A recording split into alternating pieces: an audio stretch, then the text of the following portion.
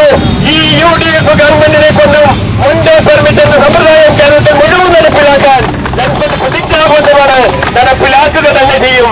അതോടൊപ്പം തന്നെ നാം പറയുന്നത് എന്താണ്? കേരളത്തിലെ പഞ്ചായത്തുകൾ ഗ്രേഡ് 1 ആയും ഗ്രേഡ് 2 ആയി തിരിച്ചിരിക്കുന്നു.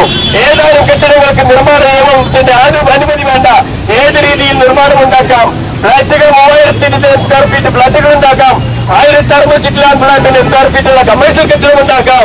ഒരു വൈറ്റ് പേപ്പർ എഴുതി കൊടുത്താൽ മതി, വേറെ നിയമങ്ങളൊന്നും പാലിക്കുന്നതില്ല എന്ന് പറയുമ്പോൾ ഞങ്ങൾ അവിടെ പറയുന്നത് എന്താണ്? ബാക്കി കെട്ടിടങ്ങളുടെ നിയമം മുഴുവൻ കേരളത്തിലെ മുനിസിപ്പൽ കെട്ടിട നിയമം എന്തുണ്ടോ ആ നിയമത്തിനേക്കാളും സങ്കീർണവൽക്കരിച്ച നിയമമാണ് ഗ്രാമപഞ്ചായത്തുകൾ ഉണ്ടാക്കിയിട്ടുള്ളത്. അത് ജനങ്ങളെ ദ്രോഹിക്കാനാണ്. അതുകൊണ്ട് തന്നെ ലക്ഷ്മൺ ആവശ്യപ്പെടുന്നു, കേരളത്തിൽ ഒരു പ്രോ പീപ്പിൾ ആയിട്ടുള്ള ജനങ്ങൾക്ക് വേണ്ടിയുള്ള ലഘൂകരിച്ച കെട്ടിടമായ നിയമം നടപ്പിലാക്കുക തന്നെ ചെയ്യണം. അങ്ങനെ നടപ്പിലാക്കി കിട്ടാൻ ലക്ഷ്മൺ 2011 ആരംഭിച്ചിരിക്കുന്നു, പ്രക്ഷോഭം ആരംഭിച്ചിരിക്കുന്നു, ഗവൺമെന്റിന് മുമ്പിൽ സമ്മർദ്ദം ആരംഭിച്ചിരിക്കുന്നു.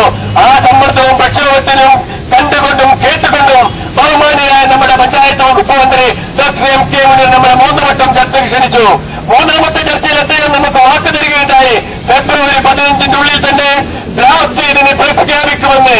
എന്നാൽ ഫെബ്രുവരി 15 കഴിഞ്ഞു, മാസങ്ങൾ കഴിഞ്ഞു, ഇതുവരെ ഡ്രാഫ്റ്റ് ഉണ്ടായിട്ടില്ല.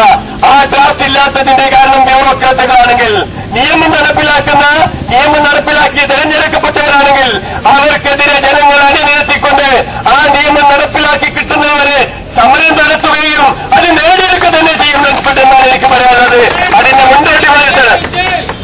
അതിന്റെ മുന്നോടിയായി മാത്രമാണ് ഈ സൂചന വന്നത്.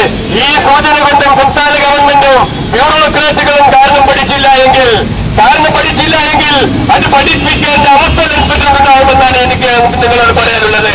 നമുക്കറിയാം, കേരളത്തിലെ പഞ്ചായത്തുകൾ നിയമം നടപ്പിലാക്കണമെന്ന് പറഞ്ഞപ്പോൾ കേരള ഗവൺമെന്റും ചില ആളുകളും നമ്മളോട് സൂചിപ്പിക്കുകയുണ്ടായി, പഞ്ചായത്തുകൾ നിയമം നടപ്പിലാക്കുന്നതിന് എതിരുള്ളത് പഞ്ചായത്തിലെ സാരഥികളും തെരഞ്ഞെടുപ്പും എതിരാവാൻ സാധ്യതയുണ്ട് എന്ന്. കേരളത്തിൽ ആ വിഷയം ലക്ഷ്മൺ കൃത്യമായി ഏറ്റെടുത്തു. കേരളത്തിലെ 51ഓളം താലൂക്കുകളിൽ പഞ്ചായത്ത് സാരഥികളെയും പഞ്ചായത്ത് മെമ്പർമാരെയും പ്രസിദ്ധമായും തെരഞ്ഞെടുത്തുകൊണ്ട് തന്നെ ഒരു സംവാദം നമ്മൾ സംഘടിപ്പിക്കുകയുണ്ടായി.